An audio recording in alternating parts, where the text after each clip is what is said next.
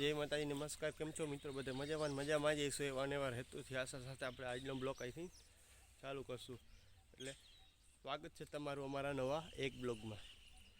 સવારમાં ફરીને આપણે એને ઉઠીને વાડીએ જવાની તૈયારી કરી લીધી છે. કપાસની હાઠીઓ હજી પાડવાની બાકી જ છે. આપણે હજી પડી નથી, ટકેકનું રહી ગયું છે.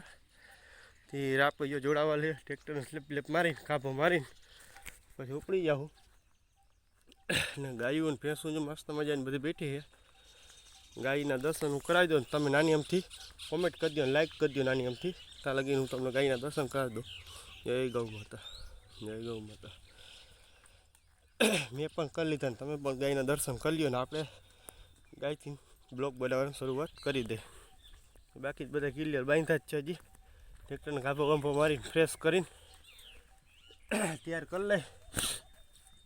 ને બોલીમાં હમણાં થોડોક ફેર પડી ગયો, કેમ કે સિઝન ડબલ થઈને એટલે ઋત ફેર એટલે હે ને માંદે પાગે શરદી ઉધરસ ને એવું તો હાલે રાખી તો સામાન્ય કહેવાય. એમ તો ટાઈમે દવા લઈ લેવાની, 2-3 દી રહે તો સારું થઈ આવે. બરાબર, તો ટ્રેક્ટર કાપો મારીને ફ્રેશ કરી લઈ પછી આપણે આ વિડીયોમાં આગળ વધીએ ને જાય વાળીએ કપાસ પડવા.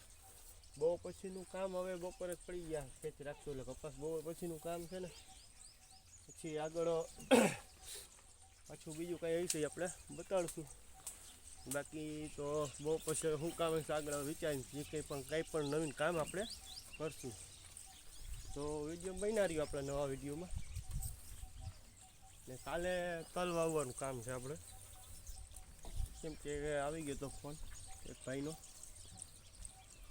એટલે એક દી આગોતરું કે આપણે વાવેતર કરવાનું હોય, એટલે કેમ કે આપણું કામ હોય, આપણું વાડું કામ આપણે કાઢી લઈએ. તો સારું મિત્રો, બન્યા રહીએ આપણે નવા વિડીયોમાં વધીએ આપણે આગળ. હાલમાં આપણે હાથીઓ પાડવા આવી ગયા છે વાડીએ. પપ્પાને હાથીઓ જાય તમને દેખાતી જ હશે, છોરા ઊભા છે.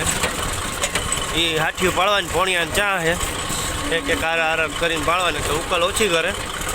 60ના ચા હોય તો ઝડપ ઉકલ કરે, પોણિયાને ચા ઓછી ઉકલ કરે. તો હાલો વિડીયો બન્યા રહીએ મિત્રો. કરી દે મુહૂર્ત સવારમાં અને કામ ખાવા આપણું આટલું રહ્યું છે, ટકેકનું છે પાડવાનું. આવી રીતના કંઈક પડે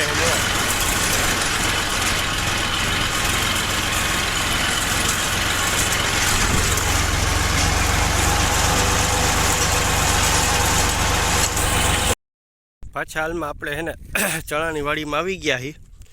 ચણામાં ભરપૂર માત્રાની અંદર હે ને પાક હવે પાકવા લાગ્યો છે. અઠવાડિયામાં 7-8 દીમાં ચણાને આપણે વાઢવાનું થાય. ઘેરકે ઘરકે જો ધોરિયા પારિયામાં જ લીલા છે. નોમણી કોરા બહુ આગળ નીચેની સાઈડમાં કરાર જગા છે ને એમાં જ લીલા છે. ને ક્યાંક જો અહીંયા ક્યાંક કરાર જગા ને અહીંયા લીલા, બાકી તલકા બધા સુકાઈ ગયા. એટલે વાટ હવે મેલવો જો દાંતેડાનો, આપણે દાંતેડા મેલવા જો વાઢવા માટે. પાળવાની વાત કરીને તો પાળવીને ચણા ભરપૂર માત્રાની અંદર પાકી ગયા છે. એ પણ હવે થોડાક 7-8 દીમાં 6-7 દીમાં વાઢવા લાયક ચણા થઈ ગયા છે. ને એનો પણ ભરપૂર માત્રાની અંદર ચણાનો પાક પાકી ગયો છે.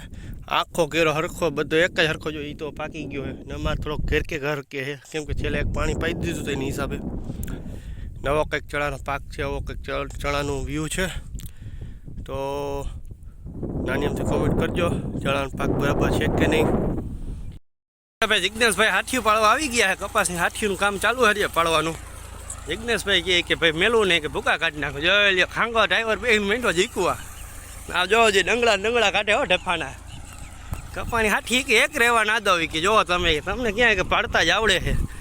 જો ઉહેડ ઢોળ કરતો ગયો, જો ઉહેડો થઈ ગયો. હા હવે એને ખબર પડે કે ભાઈ આ તો કીધું વાહમું છે, મને ક્યાં આમ થોડી પડે. મેં કીધું તમે ટ્રાય મારો.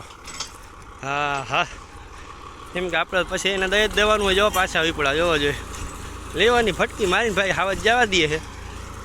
હા જોઈ લ્યો, એમાં કંઈ ઘટે જ નહીં ભાઈ. એ હોથરા કાઢી નાખું. મેં કીધું લે તો તું ટ્રાય માર, કારણ કે છે ને જગ્યા 2-3 ઠોકે છે ને છે. કપ્પાની હાથી હોય ઝીણી ને આ હે ને બાકી ઘોડા રાપથી પાડી હાથીઓ અત્યારે અમે. બાકી સ્પેશિયલ રાપ છે ને આની સાઈડ ડ્રાફ્ટ હોય ને તો બહુ કપાસ મજા આવે પાડવાની. ડીઝલ લઈને લઈએ ટ્રેક્ટર ને પાડવા ફોરી પડે. તો અમે એક જ પોઝિશન નડ્યું છે.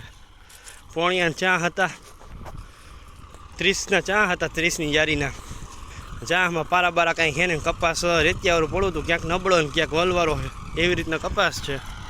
એટલે આવી રીતના અમારે પાડવું પડે. પણ હાઈલા રાખીએ. હવે આ ઘોડા રાપથી પાડીએ, પણ ઘોડા રાપ પાડવામાં બહુ વહમી લાગે, એમાં કંઈ ખામી રહેતી જ નથી. એના કરતાં ખીપામાં આખું સારું કે પંચિયામાં આખું સારું ટ્રેક્ટર, એવું વહમું લાગે અમારે. તો હાલો મિત્રો, બન્યા નવા વિડીયોમાં અમારા જિગ્નેશભાઈ મીંડા બગડાટી બોલાવવા કે ભાઈ કે મજા આવે ભાઈ હાથી પાડવાની. જોવો લ્યો.